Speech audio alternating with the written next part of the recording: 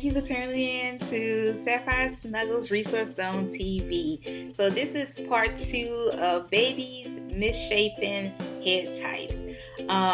During this segment, we're going to talk about the 3 common misshapen head types. If your baby has a positional skull deformity, and an early intervention and therapy that you should look into. So the 3 common misshapen head types, I will not attempt to say these words. They will flash across your screen. So you feel free to say them on your own, but I am not going to attempt it. So the first one is when a baby's head is symmetrically even, flat in the back, and wide from side to side. The bone above the ears may seem to stick out. This is often seen in babies who spend a lot of time on their backs and not getting enough tummy time. So that's why a lot of nurses, doulas, and we all try to stress that tummy time is very imperative. In the earliest that you introduce it, the better. Number 2 is when the head is asymmetrically uneven, flat in the back on one side, and the forehead may be more prominent, causing the head to look like a parallelogram.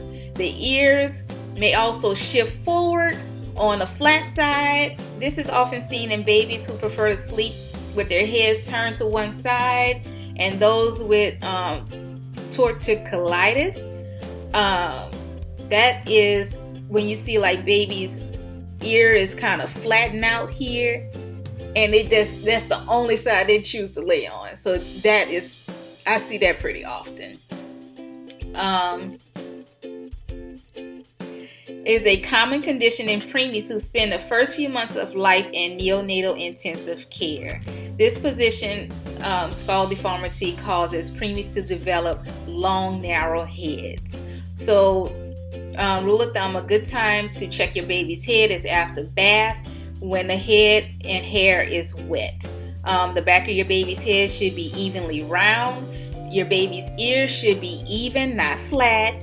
The width of your baby's head and forehead should be even and balanced. If you notice any changes or have any concerns, please talk to your pediatrician. They can assist you further in what treatments there is for your baby. So what if your baby has a positional skull deformity? The best treatment is to prevent a positional skull deformity is when it's found early.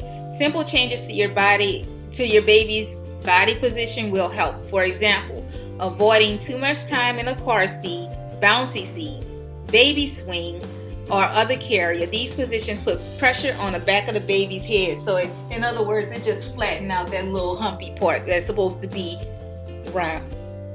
Increase the baby's tummy time. That is so very, very important.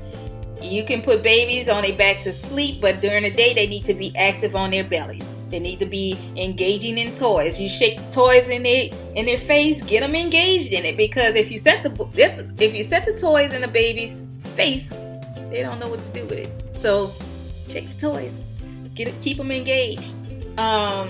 Baby always need to be supervised when they're on a tummy to play during the day. Also, let your baby exercise their neck, back, shoulders, arms, and hips. Start out with short spurts at a time. Gradually work up to an hour a day in several short sessions. So when they say baby need 5 minutes of tummy time, that do not have to be in one session. I usually tell parents to break it up in 30 seconds, 15 seconds, just until baby feel uncomfortable. And you just shorten it up, change up the exercise, and come back to the exercise.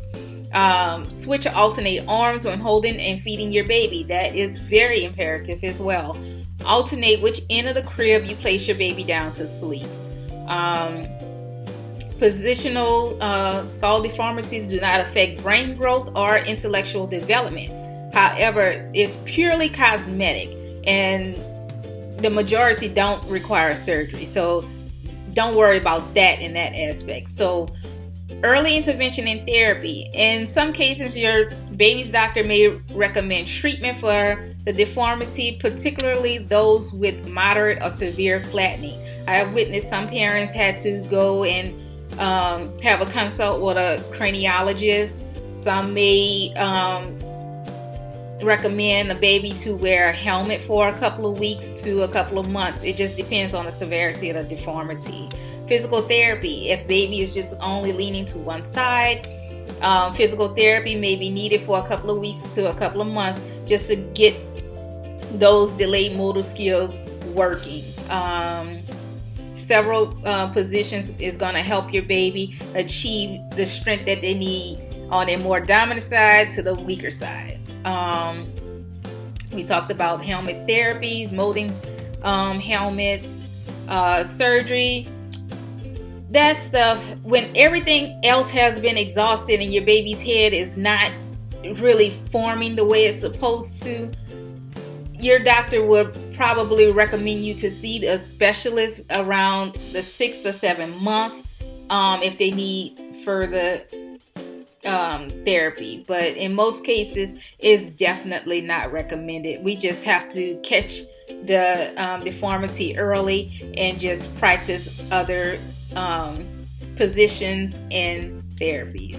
So remember to always consult your pediatrician with any questions. That's what they get paid for, to answer your questions and to ensure baby's health is okay and they're hitting their milestones as they're supposed to.